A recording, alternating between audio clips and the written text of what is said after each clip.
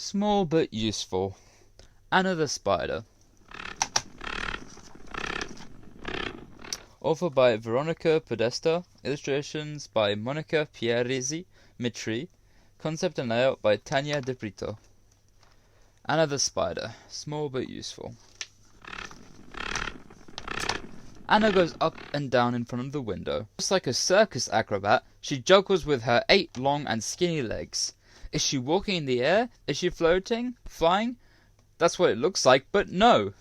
She goes up and down, suspended from a silk thread which is so thin it's almost invisible.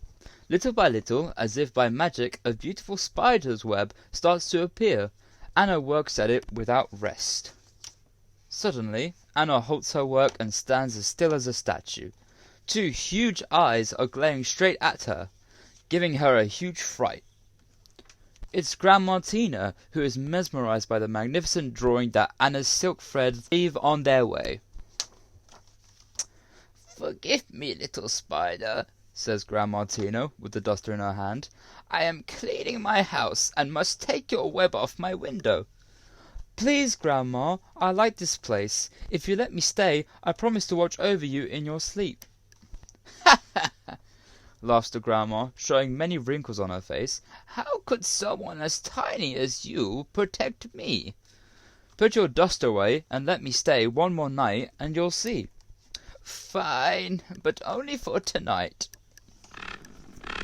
When Grandma Tina wakes up, she goes to the window, still groggy from her deep rest, and as she puts on her glasses, she finds 2 mosquitoes trapped in the cobweb.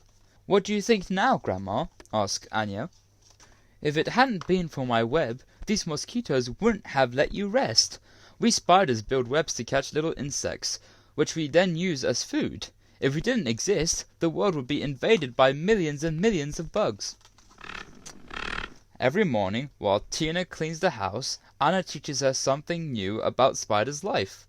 "Do you know we can fly?" "That's impossible. You don't have wings," says Grandma Tina. Anna climbs onto the ceiling and patiently waits for a gentle breeze to blow through the window, and then throws a very long silk thread to the other side of the room. Grandma Tina watches in amazement as Anna lets herself go straight down, quickly surfing on a silk slide, which is almost invisible, as if she was flying. "I've learnt a lot from you. You can protect me from bugs. Your threads are thinner than air and stronger than steel. You can glide in the air as if you were flying. However, there is one thing you haven't showed me yet. Your art to build a web." "We spiders build them as traps and to get food. Who do you want to catch?" "Teach me and you'll see," says the Grandma mysteriously. Grandma has threads of shiny colors and pairs of small knitting needles. She puts on her glasses and is now ready to learn from her great teacher, the spider. "Take the thread from there to there," says Anna, and she shows the way with her legs, while Grandma Tina follows the instructions by the book with her needles. "Now take another thread and take it from there to there, always from the side to the middle and from the middle to the side." It's already noon. Anna watches over Tina's sleep as she rests cozy and content under a shiny and multicolored thread blanket, which is just like the spider's web on her window. All of a sudden, the web shakes. A big green fly has got entangled in it.